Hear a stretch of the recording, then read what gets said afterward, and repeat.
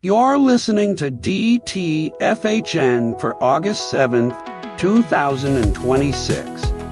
I'm your open source and load-bearing host, Jack Haxman. We are your daily tech feed for Hacker News, a website people who've all read the same footnote argue about which one of them read it correctly. Today, the through line is who holds the mask, the mirror, the permit, and the license. Doors are open. Walk in. In 1953, the Atomic Energy Commission's chairman promised electricity too cheap to meter. What actually happened over the following decades wasn't a technology failure. The physics worked fine. It was a permitting failure, a regulatory regime that could be turned off by whoever held the pen. That's the lesson worth carrying into this story.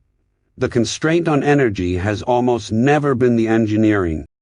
Here's what happened. The U.S. government struck a $1.2 billion deal with a German energy company to abandon its offshore wind projects. Not to build them, to stop. The company's statement is remarkably plain. There is no path forward to permit these projects in the U.S. for the foreseeable future. So they took the check, stripped this to first principles. What does an offshore wind farm actually require? Wind. The North Atlantic Shelf has some of the most consistent wind resource on Earth, steel and foundations. Monopiles driven into seabed, an engineer and discipline borrowed and refined from offshore oil, where crews have been doing far harder things in worse water for 50 years. Turbines. 15-megawatt machines with blades longer than a football field, tracking wind direction with pitch control accurate to fractions of a degree. Transmission. High-voltage direct current cable to shore, which is genuinely hard and genuinely solved. Capital. Which was committed. And a permit. Every one of those constraints is real engineering except the last one. And the last one is the only one that stopped it. The craft here deserves acknowledgement.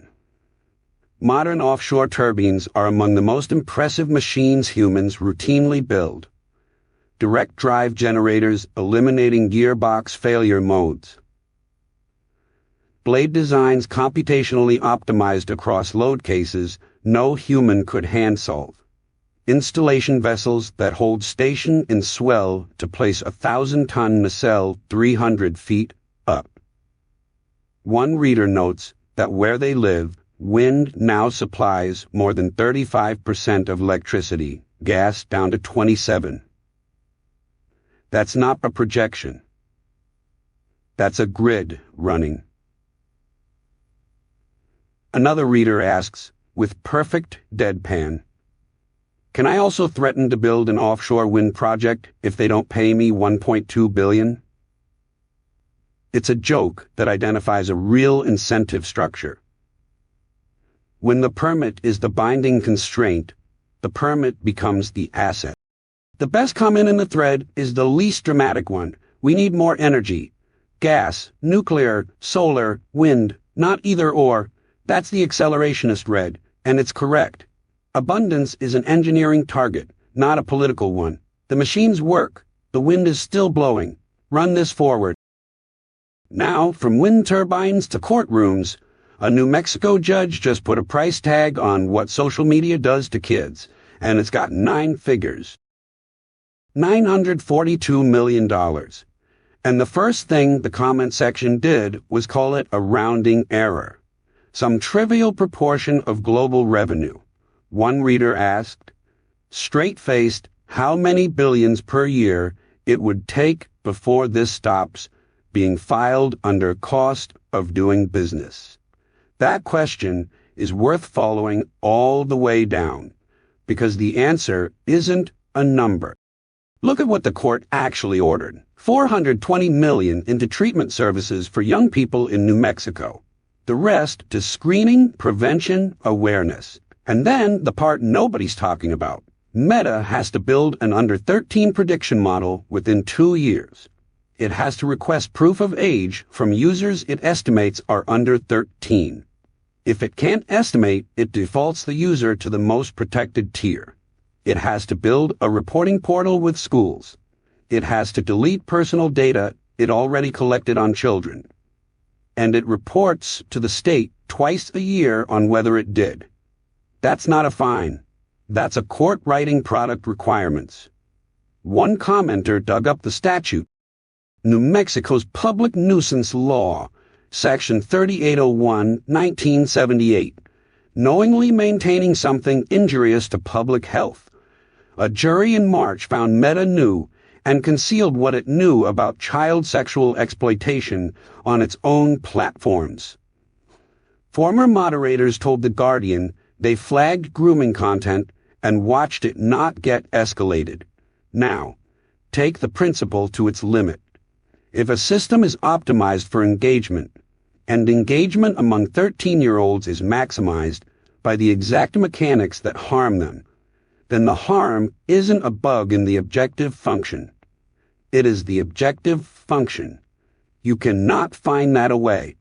You can only change what the system is trying to do, or change who gets to see it work.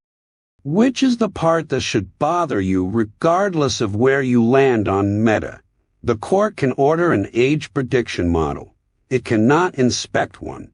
Nobody outside Menlo Park can audit whether that model works, who it flags, what it does with the signals. Friends list, content consumed, posting patterns. The remedy for an opaque system is another opaque system, graded by a compliance report twice a year. The engineering exists to do this in the open. Auditable classifiers, published error rates, independent verification. The court got the diagnosis right. The cure is still a black box. Meta wants to bake age detection into a black box. AMD just spent real money to bake models into actual silicon hypoxizer. And this one's beautiful. I built a scheduler once that assumed the workload wouldn't change. It was beautiful. Fixed allocation, no arbitration overhead, deterministic latency. It was also useless within a month, because the workload changed. Every system that hard-codes an assumption is making a bet on how long that assumption holds. AMD just bought a company whose entire product is that bet. Taalas, out of Toronto, founded 2023. Their chips don't store model weights in high-bandwidth memory. They etch the weights into the silicon itself, as mask ROM. A model-specific integrated circuit. Their first test chip, the HC1, on TSMC's 6-nanometer process, served Llama 3.18b at just under 17,000 tokens a second.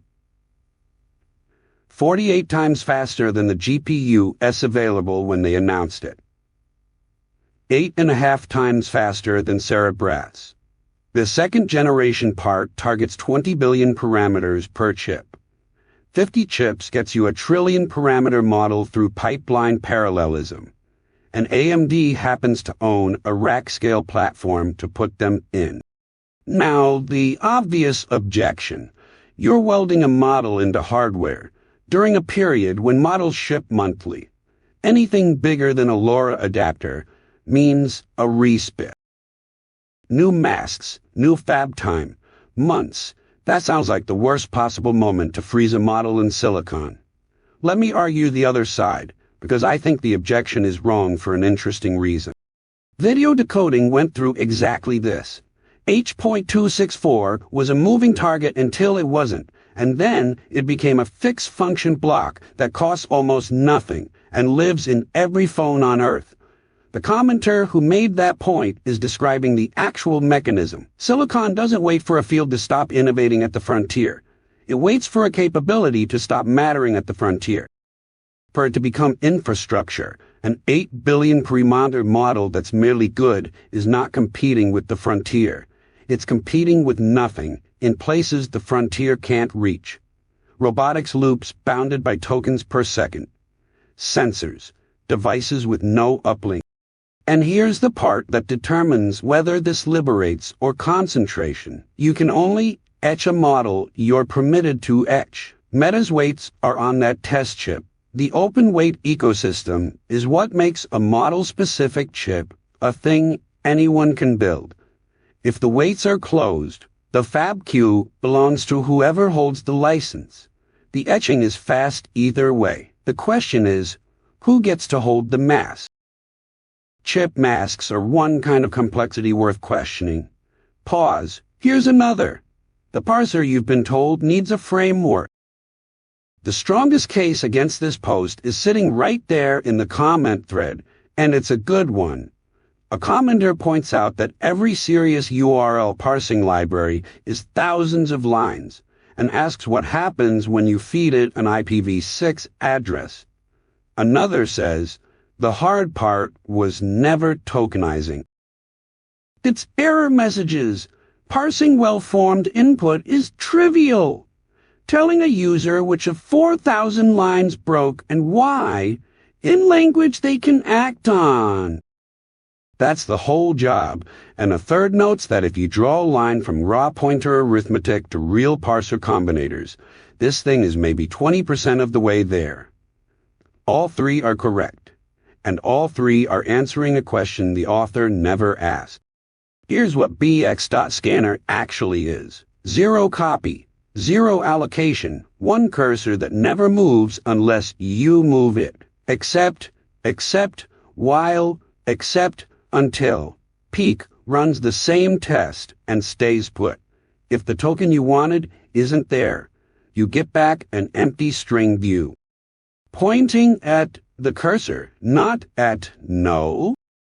And the cursor hasn't budged, so you just try the next alternative. Line and column tracking is built into every movement, including backward seeks. Both one-based because that's what humans count from. That last detail is the one I keep admiring. Line tracking that survives a backward seek is the kind of thing you only build after you've been burned by it. And the empty view pointing at the cursor instead of nothing. That's a person who has debugged this before, in a debugger at 3 in the morning, and decided the next guy shouldn't have to. There's no pattern language. Character classes for the common cases. And if you need something specific, you hand it an ordinary bool of char function. Nothing to learn. Nothing to debug except your own code. So the question nobody in that thread is asking, what's the actual failure mode of ad hoc parsing? It isn't that the grammar is too hard, it's that the white say skip, the identifier collector, the line counter, the carriage return handling. Those get re-implemented from scratch in every file that needs them, and each copy carries its own private off by one. This doesn't replace a real parser. It replaces the 40th handwritten copy of the same 11 lines. That's a smaller claim, and it happens to be true. And the entire public interface fits in one header you can read in an afternoon. Working code, small enough to hold in your head. So what happens when the code you're reading was written faster than any human could review it, and you're the one hiring for that world? Somebody at Coinbase had to write the sentence, "We rebuilt our interview process for the AI era." And then a year of engineering hours went into making that sentence true. That's the detail, not the process. The fact that it took a year. That a company spent 12 months figuring out how to watch a person think when the person has a machine that thinks alongside them. The old interview measured something that used to be scarce. Can you hold a binary tree in your head? Can you recall the syntax without autocomplete? That scarcity is gone, and it isn't coming back. And pretending otherwise in a conference room for 45 minutes doesn't restore it. One commenter said they appreciated that their Anthropic interview was all humans, which is a genuinely funny thing to appreciate from an AI company. And also completely reasonable. You want to know if you'd like working next to this person for 3 years. No model tells you that. Another commenter is still handing candidates easy problems on a coding pad, not to see if they can solve them, but to see how they talk about them. That's the actual signal. Fluency, not recall. Can you read code you didn't write and tell me where it's lying to you? Run this forward 5 years. If the interview stops testing memorization and starts testing judgment, architecture, debugging, taste, knowing which of 4 plausible outputs is actually correct, then the whole apprenticeship model inverts. The junior engineer who spent 2 years grinding LeetCode was training for a job that no longer exists. The junior engineer who spent 2 years reading other people's code bases and shipping things is suddenly worth more than they were.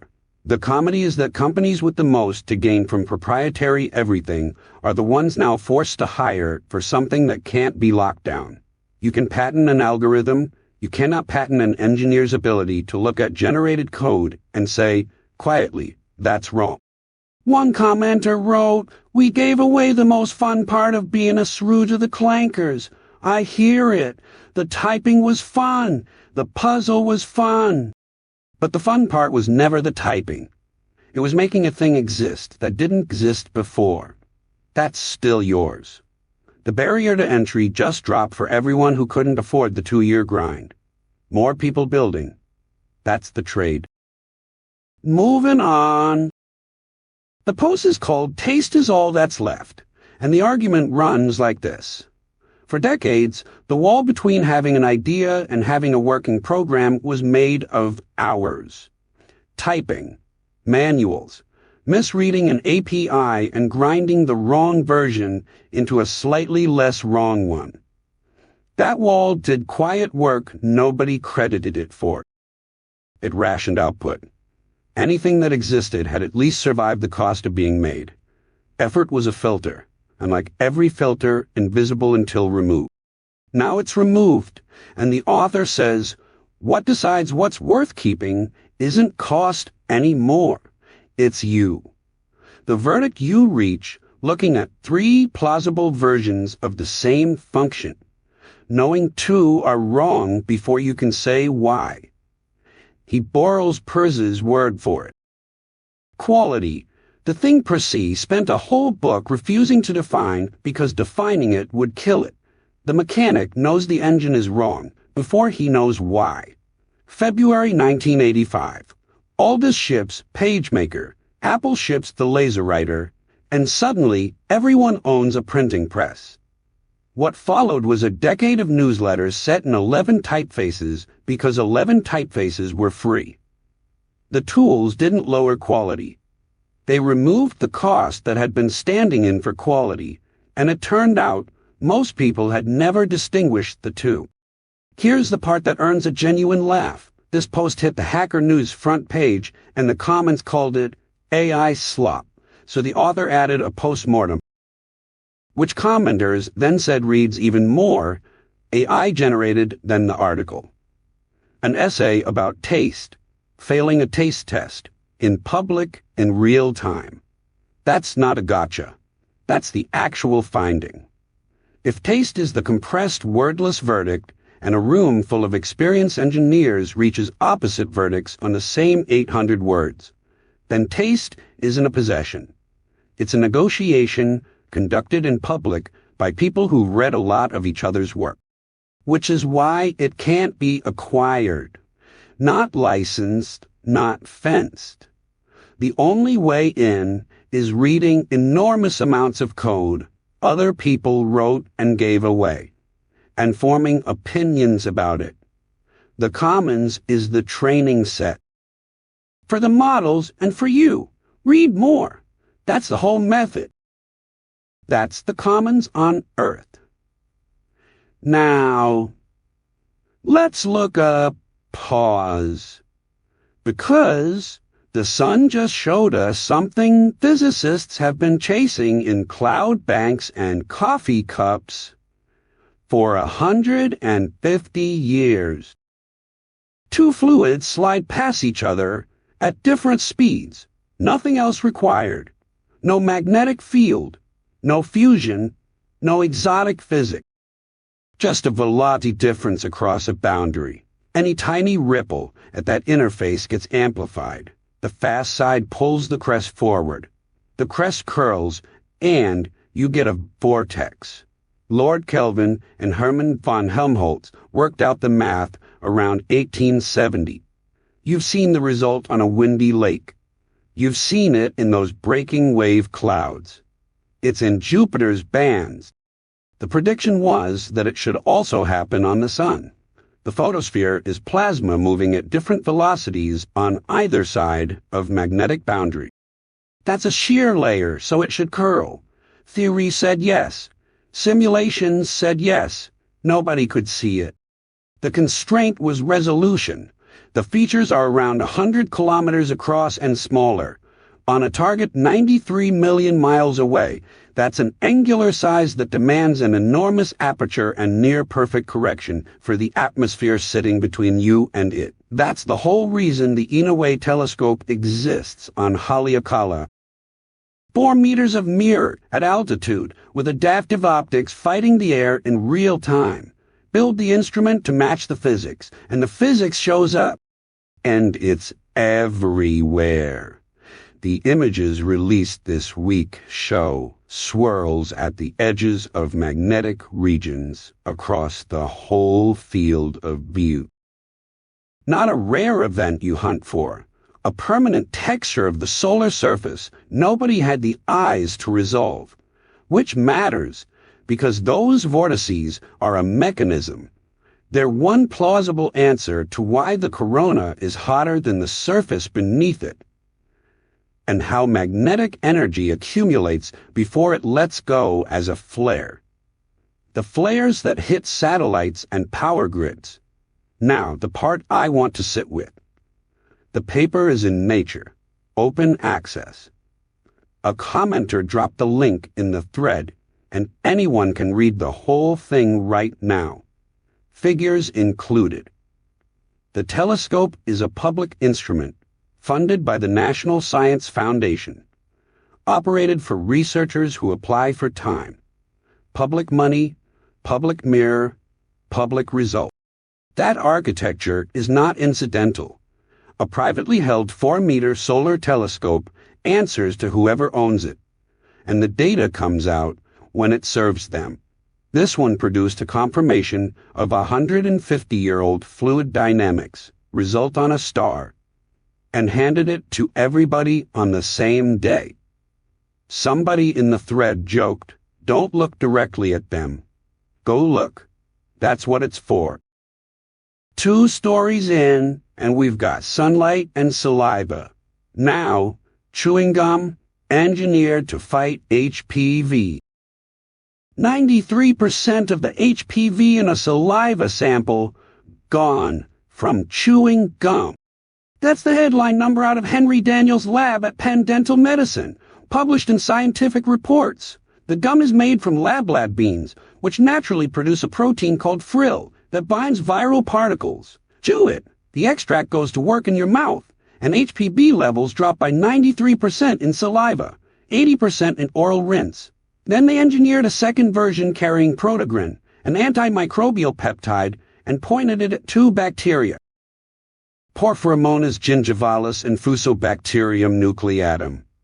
Both are associated with worse survival in recurrent oral cancer. 1 dose took them to near zero. The part that makes this actually useful: it left the healthy oral microbiome alone.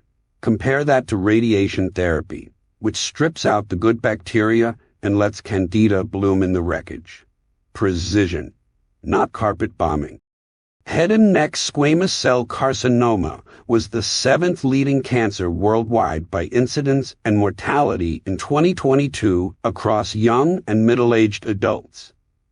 Daniel's own framing of the problem is worth repeating.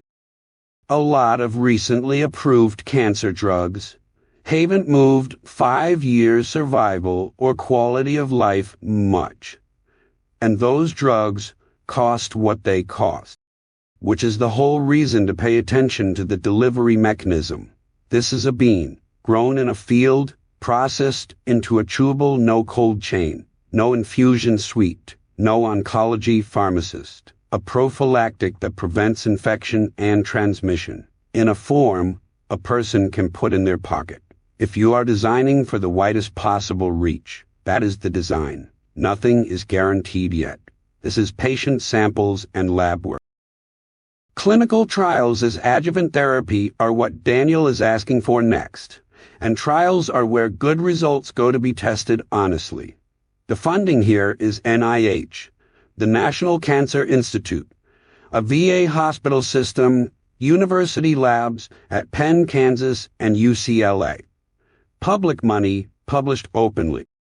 That matters for what happens next. The path from here runs through either a licensing structure that gates a bean behind a price, or through open publication and generic manufacturing that puts it in reach of the people who carry most of this disease burden.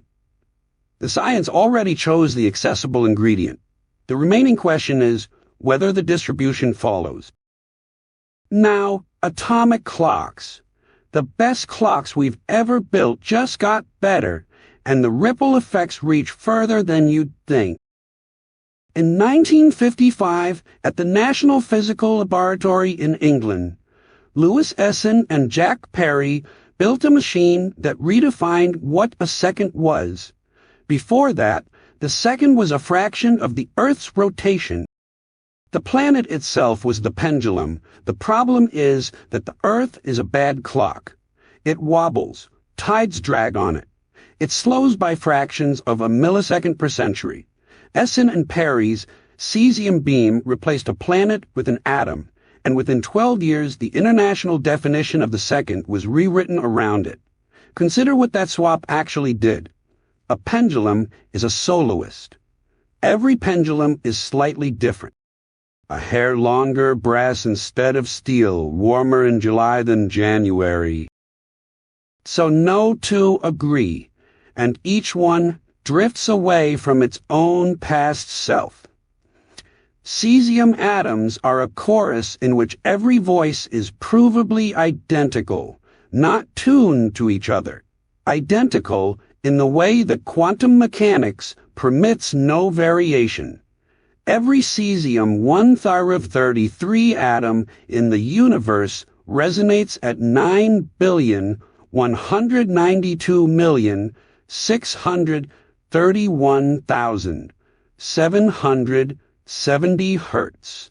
Not approximately. That number is the definition. Which is the part worth sitting with? The reference is not held anywhere. There is no master second in a vault in Paris, the way there was once a master kilogram. A platinum iridium cylinder that inconveniently kept losing weight.